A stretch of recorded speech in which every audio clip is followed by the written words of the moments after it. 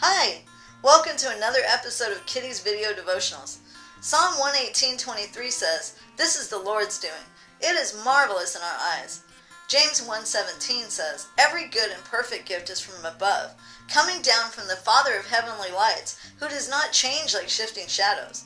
As I film this devotional, the new year has just begun. People around me are making New Year's resolutions. Some of my friends are determined to lose weight.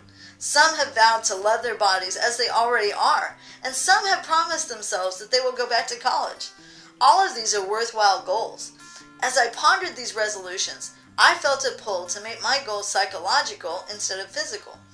I was prompted by the Holy Spirit to look at my immediate environment as though I were experiencing everything for the first time. As we get used to things, we tend not to see them anymore. Decorations that have been in place for years in the same exact place can become commonplace to us, even if they're extraordinary. If the furniture has been in the same arrangement for too long, it can easily be taken for granted.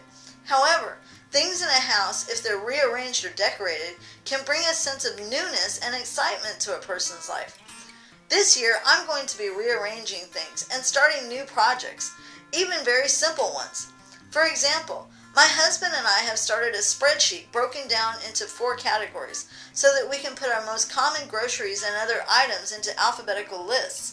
We print out the spreadsheet when we're about ready to go shopping and simply check off the items that we need. Seeing the actual word for a frequently used item helps us remember if we need to restock it.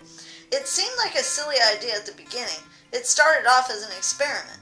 However, we soon began to see how invaluable the practice was.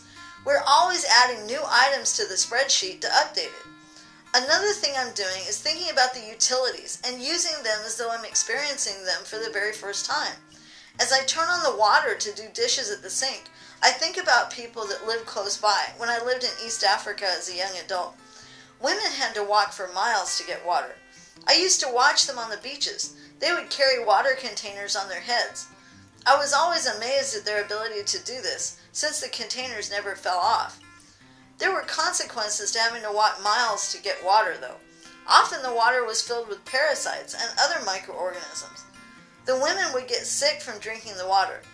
Their children would catch incurable diseases from having to drink the water. They had no other choice, since it was the only source of water that they had. I volunteered in an orphanage once and was fed some unboiled, unfiltered water. I became incredibly sick over the next week, experiencing symptoms that left me dehydrated and nauseous. I was being considered for a medevac trip to Germany to be treated. I began to get well just in time to let me recuperate right there in Africa, but between the fever and intestinal issues, I was very weak for a good while after that. Putting myself in the shoes of a child with no access to clean water, I thought about how it would feel to be able to turn on a faucet and see fresh, clean water coming out that I was free to use.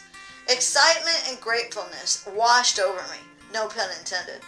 Water insecurity is an issue faced by most of the world's population. Turning on a faucet became a gift that I could unwrap anytime I needed to.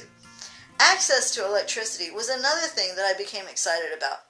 In the Philippines, families in poor areas sometimes go without light since their homes don't have electricity. Thankfully, someone invented the practice of mixing bleach and water in a 2-liter soda pop jug. The jug can be installed in the roofs of these homes using corrugated tin to hold it in place. Sunlight or moonlight hits the water-filled jug and disperses light into the home, allowing families the ability to accomplish more inside their homes. However, they still might be going without electricity. In Africa, where I stayed for a while, many of the people had no access to electricity. Can you imagine the excitement they would feel if they turned on a light switch for the first time? Or a burner on an electric stove? Or maybe watching local news for the first time on a television? They would be flabbergasted and very grateful as they found out how useful electricity was. Vast areas in our world live without electricity. This utility that I often took for granted needed to be celebrated and experienced as though for the very first time. This excited, thankful attitude can make even the most mundane task joyful. Think about the ability to wash clothes in a washing machine instead of a cold stream, rubbing individual garments against a washboard. A washing machine is easier. Using a refrigerator can be exciting if you remember that there are people who have no access to cold storage of any kind, especially in developing countries. I encourage you, as you think about your New Year's resolutions, to consider seeing everyday blessings with fresh eyes. You'll become excited, thankful, and optimistic about everything that you can accomplish through the blessings that God has given you.